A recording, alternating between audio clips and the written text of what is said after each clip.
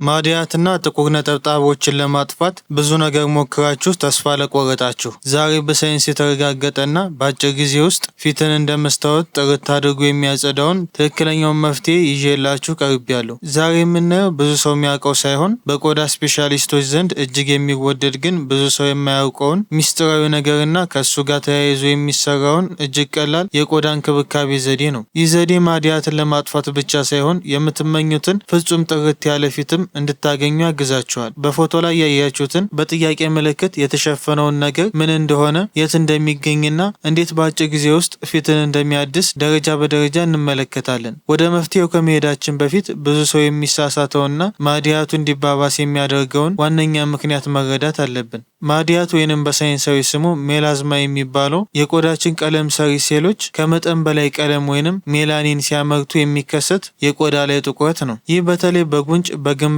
በአፍ ዙሪያ፣ በአፍንጫ ላይ ጎልቶ ይወጣል። ማድያት የሚከሰትበት ዋና ዋና ምክንያቶች ሶስት ናቸው። አንደኛ የፀሐይ ብርሃን ተጽዕኖ፣ ሁለተኛ የሆርሞን መዛባት፣ በእርግዝና ወቅት የወሊድ መከላከያ ክኒን ሲወሰድ ወይንም በጭንቀት ምክንያት ሆርሞን መዛባት ይከሰታል። ሶስተኛ ፊትን የሚጎዱና የሚያቃጥሉ የኬሚካል ክሬሞችን በብዛት መጠቀም ነው። ብዙዎቻችሁ ማድያትን ለማጥፋት ብላችሁ ሎሚ፣ ቆምጣጤ ወይንም የጥርስ ሳሙና ሲግናል ፊት ላይ በመቀባት ትልቁን ስህተት ትሰራላችሁ። እነዚህ ነገሮች ለጊዜው የላይኛውን ቆዳ ሊያጸዱ ቢችሉም ቆዳን እጅግ ስስና ለፀሐይ ተጋላጭ ስለሚያደርጉት ማድያት ተመልሶ ሲመጣ የበለጠ ጥቁርና ሰፊ ሆኖ እንዲወጣ ያደርጉታል። ስለዚህ ዛሬ የምናየው ዘዴ ቆዳን ሳይጎዳ ሳይልጥና ሳያቃጥል እንዴት ማድያትን ቀስ በቀስ ማደብዘዝና ፊትን ማጥራት እንደሚቻል የሚያሳይ ሳይንሳዊ መንገድ ነው። አሁን በፎቶ ላይ ወዳያችሁ ጥያቄ ምልክት የተደረገበት ሚስጥራዊ ነገር እንሂድ። ይህ በቆዳ ሐኪሞች ዘንድ ለማድያትና ለጥቁር ነጠብጣቦች ቁጥር 1 ተመራጭ የሆነው ንጥረ ነገር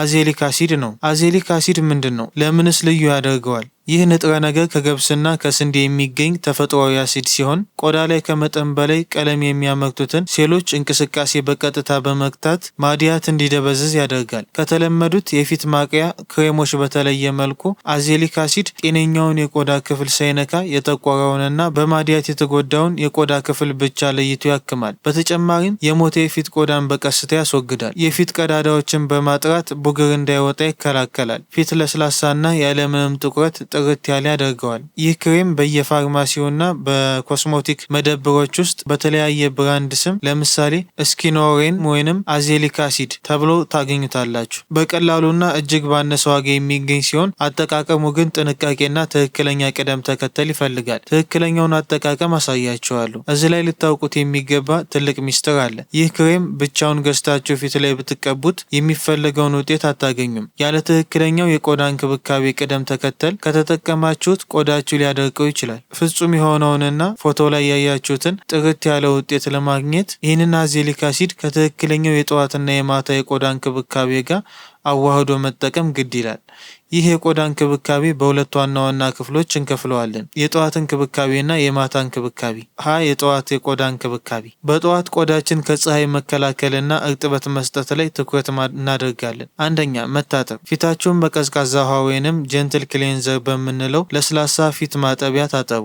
ጀንትል ክሌንዘር ማለት ቆዳን ሳያበሳጭ ወይንም ተፈጥሯዊ ዘይቱን ሳያጠፋ ቆሻሻንና ላብን ብቻ የሚያጸዳ የፊት መታጠቢያ ነው። ገንዘብ ካላችሁ ሴታፊል፣ ሴራቪ፣ ሲምፕል ወይንም ሴባሚድ ያሉ ምርቶችን መጠቀም ትችላላችሁ። ልትገዙ ፈልጋችሁ የትኛው ጀንትል ክሌንዘር ለቆዳ ተስማሚ እንደሆነ ግራ ከተጋባችሁ ማሸጊያው ላይ እነዚህን 5 ቃላት ፈልጉ።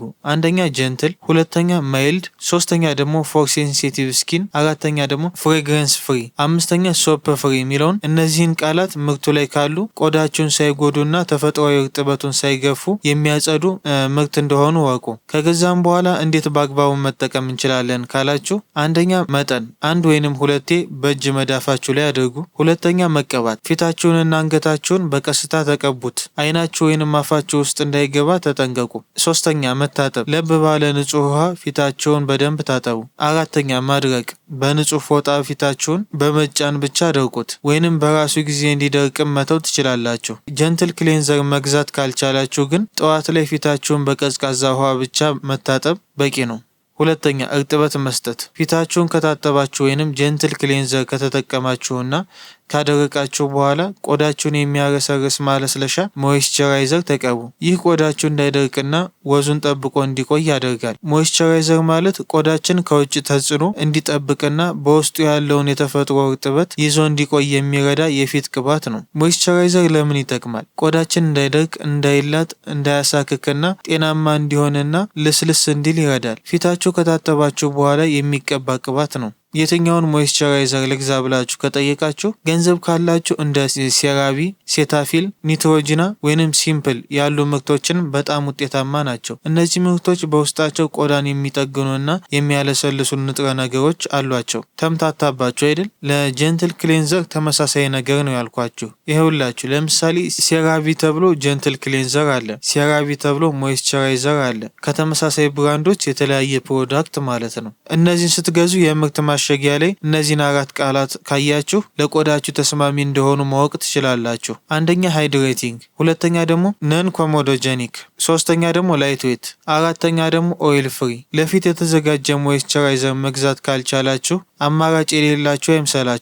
እነዚህን ተፈጥሯዊ አማራጮችንም መጠቀም ትችላላችሁ። አንደኛ ንጹህ የኮኮናት ዘይት በጣም ትንሽ መጠን በመውሰድ ፊት ላይ መቀባት ለደረቀ ቆዳ በጣም ጥሩ ነው። ሁለተኛ አሎቬራ ጄል፣ ተፈጥሯዊ የሆነ አሎቬራ ጄል ቆዳን ለማለስለስና ለማቀዝቀዝ በጣም ጥሩ ነው። ሶስተኛ ቫዝሊን ለደረቀ ቆዳ በጣም ጥሩ መከላከያ ነው። ነገር ግን ፊት ላይ በብዛት አትቀቡ፣ በጣም ትንሽ መጠን ብቻ መጠቀም ይበቃል። ክሌንዘርና ሞይስቸራይዘር ሁለት የቆዳ እንክብካቤ መሰረቶች ናቸው። ክሌንዘር ብቻ ተጠቅማችሁ ሞይስቸራይዘር ካልተቀባችሁ ቆዳችሁ ይደርቃል። ስለዚህ ሁለቱንም በአግባቡ መጠቀም ትልቅ ልዩነት ያመጣል። ሶስተኛ የፀሐይ መከላከያ፣ ሰንስክሪን በጣም ወሳኝ ነው። ማዲያትን ለማጥፋት ቁልፉ ይሄ ነው። የፀሐይ መከላከያ ሳትቀቡ የምትጠቀሙት ማንኛውም ክሬም ወይንም ውህድ ውጤቱ ውስን ነው።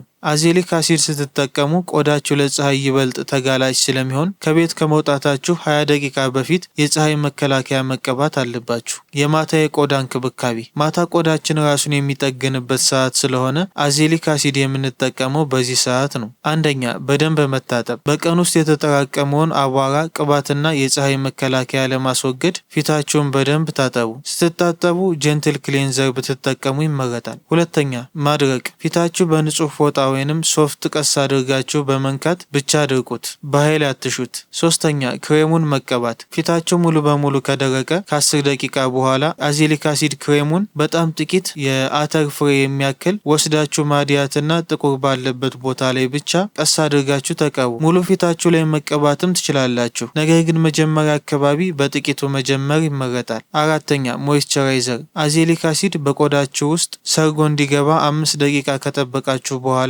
ቆዳችሁ የሚያረጋጋ እርጥበት ሰጪ ሞይስቸራይዘር በላዩ ላይ ተቀቡ። ይህ ቆዳችሁ እንዳይቆጣና እንዳይደርቅ ይረዳል። የአዜሊክ አሲድ ስራ ለማገዝና ፊታችን ጥራት እንዲያገኝ በሳምንት 2 ጊዜ በቤታችን የምናዘጋጀው እጅግ ድንቅ ተፈጥሯዊ ማስክ እንጨምራለን። ይህ ማስክ ከማርና ከእርድ ብቻ የሚዘጋጅ ሲሆን በዓለም አቀፍ የቆዳ ስፔሻሊስቶችና በሳይንሳዊ ጥናቶች እጅግ ጥሩ ውጤት እንዳለው የተረጋገጠ ድብልቅ ነው። ለምን ማርን እንጠቀማለን?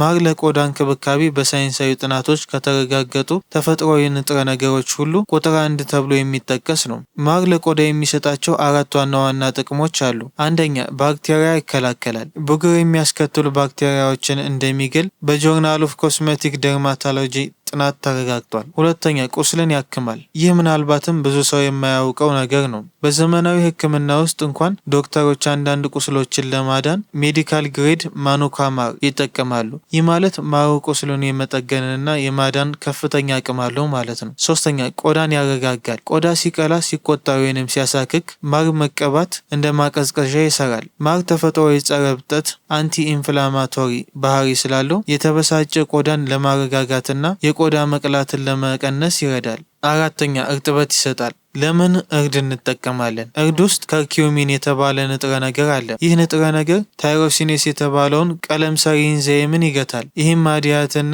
ጥቁር ነጠብጣቦች እንዳይበዙ ያደርጋል። አንቲ ኢንፍላማቶሪ ስለሆነ ቆዳን ያረጋገዋል። በፊዚዮቴራፒ ሪሰርችና ጆርናል ኦፍ ኮስሜቲክ ደርማቶሎጂ ጥናቶች ለሃይፐር ፒግመንቴሽን ማለትም ለጥቁር ነጠብጣቦችና ለማዲያት ፍቱን እንደሆነ ተረጋግጧል። የማስክ አዘገጃጀት፣ አንደኛ ግብአቶች፣ 1 የሾርባ ማንኪያ ማር፣ 1 የሻይ ማንኪያ እርድ፣ ሁለተኛ አዘገጃጀት። ሁለቱን ግብአቶች በንጹህ ሳህን ውስጥ አስገብታችሁ በደንብ ቀላቅሉ። ቢጫ ቀለም ያለው ውህድ እስኪሆን ድረስ አዋህዱት። ሶስተኛ አጠቃቀም። ፊታችሁን በቀዝቃዛ ውሃ ታጠቡ። ውህዱን ቀስ አድርጋችሁ ሙሉ ፊታችሁ ላይ ተቀቡ። ለ15 ደቂቃ ፊታችሁ ላይ ተውት። ከዚያም ለብ ባለ ሙቅ ውሃ ፊታችሁን ታጠቡ። ወዲያውኑ ሞይስቸራይዘር ተቀቡ። በጣም ወሳኝ ማስጠንቀቂያ፣ ለመጀመሪያ ጊዜ ከመጠቀማችሁ በፊት ትንሽ ውህዱን በእጃችሁ ላይ ተቀቡት። ከ24 ሰዓት በኋላ ምንም ካልተቆጣ ወይንም ቀይነት ከሌለው ፊታችሁ ላይ መጠቀም ትችላላችሁ። ይህ ማስክ በሳምንት 2 ወይንም 3 ጊዜ ማታ ማታ ተጠቀሙት። ይህ ማስክ የቆዳችሁን ገጽታ